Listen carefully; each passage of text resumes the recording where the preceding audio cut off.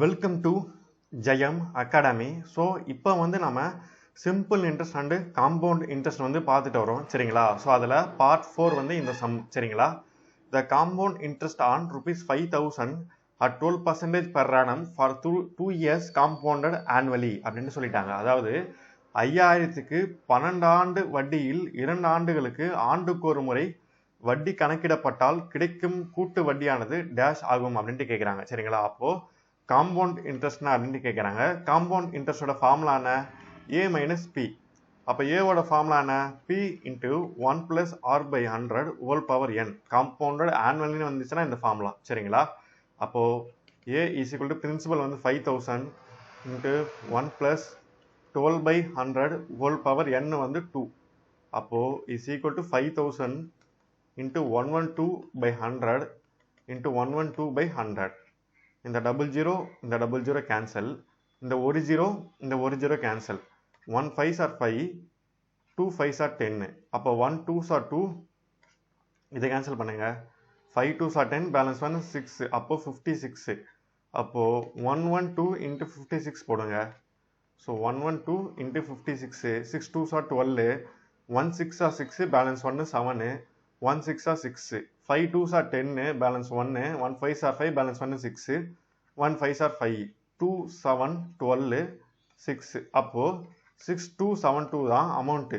But நம்மளுக்கு கேட்குறதுங்க compound interest. அப்போது பிரின்சிபலை இதோட மைனஸ் பண்ணுங்க. பிரின்சிபல் எவ்வளோ? 5000. அப்போ மைனஸ் பண்ணிங்கன்னா 2721. அப்போ காம்பவுண்ட் இன்ட்ரெஸ்ட் எவ்வளோ? 1272 ரூபா. இதான் காம்பவுண்ட் இன்ட்ரெஸ்ட் சரிங்களா.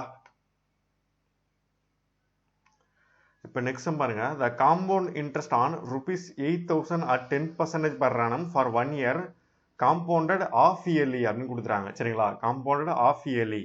ஸோ 8000க்கு 10% ஆண்டு வட்டியில் ஓராண்டுக்கு அரையாண்டுக்கு ஒரு முறை வட்டி கணக்கிடப்பட்டால் கிடைக்கும் கூட்டு வட்டியானது டேஷ் ஆகும் அப்படின்ட்டு கேட்குறாங்க. ஸோ இதுலேயே காம்பவுண்ட் இன்ட்ரெஸ்ட் தான் கேட்குறாங்க.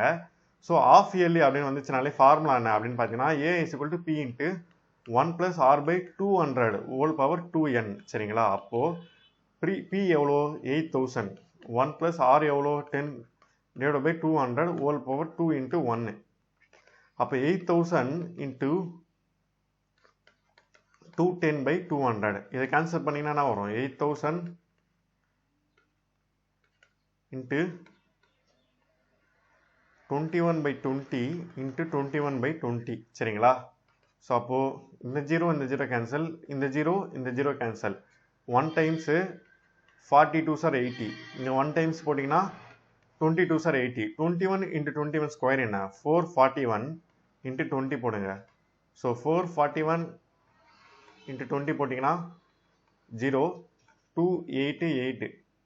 அப்போது 8220 ரூபா அமௌண்ட் எவ்வளோ? 8820. இதில் நம்ம பிரின்சிபலை மைனஸ் பண்ணணும். அப்போ 8000 மைனஸ் பண்ணிங்கன்னா காம்பவுண்ட் இன்ட்ரெஸ்ட் எவ்வளோ? 820 ரூபா. இதுதான் ஆன்சர் ஓகேவா.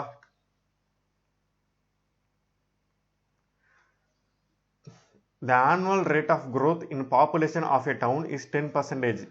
If its present population is 26,620, the population 3 years ago was அப்படின்னு கேட்குறாங்க. ஸோ 3 வருஷத்துக்கு முன்னாடி என்ன அப்படின்ட்டு கேட்குறாங்க. ஒரு நகரத்தின் மக்கள் தொகை ஆண்டுதோறும் 10% அதிகரிக்கிறது.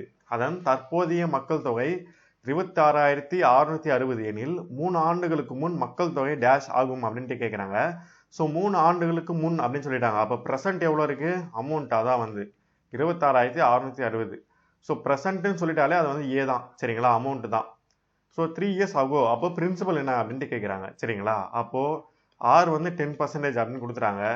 n 3 years. இப்போ இதை சப்ஸ்டியூட் பண்ணுங்க ஃபார்முலாவில். A = P into 1 + R/100 whole power n formula.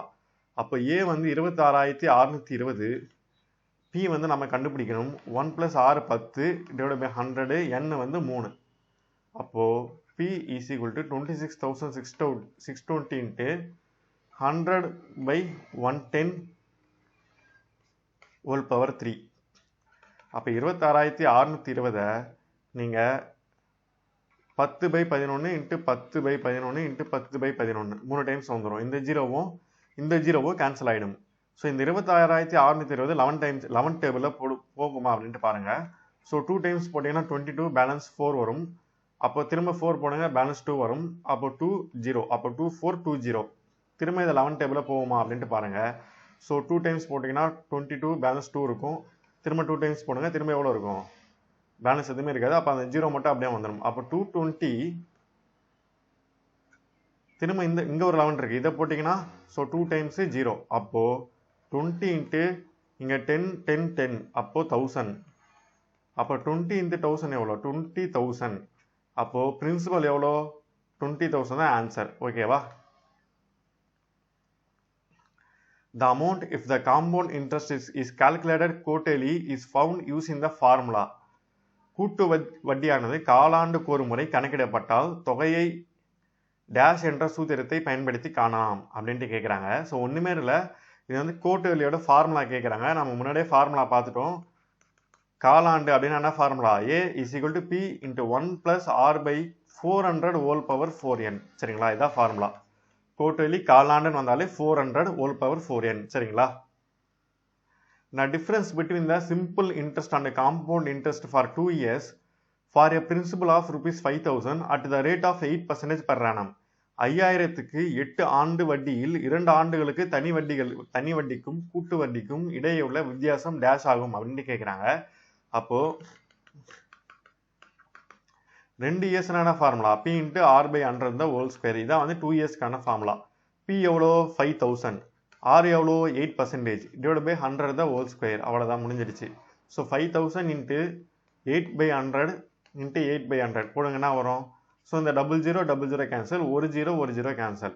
அப்போ 1 5s are 5, 2 5s are 8, 1 2s are 2, 4 2s are 8. அப்போ 8 4s are 32. இதுதான் வந்து ஆன்சர். 32 தான் ஆன்சர். ஓகேவா? சரி, ஓகே, இதோட இந்த வீடியோ முடிச்சிக்கலாம். நம்ம நாளைக்கு வந்து நெக்ஸ்ட் பார்ட் வந்து பார்க்கலாம். இனிமேல் நம்ம சின்னதாக பார்க்கலாம் வீடியோவில். சரிங்களா, ஒரு 5 to 10 மினிட்ஸ்க்குள்ளேயே பார்க்கலாம். ரொம்ப லென்த்தாக போகிறதுனால உங்களுக்கே வந்து பார்க்க ஒரு மாதிரி இருக்கும். ஸோ அதனால் நீங்கள் ஈஸியாக இருக்கும் உங்களுக்கு பார்க்க. சரிங்களா, சரி, ஓகே, தேங்க்யூ.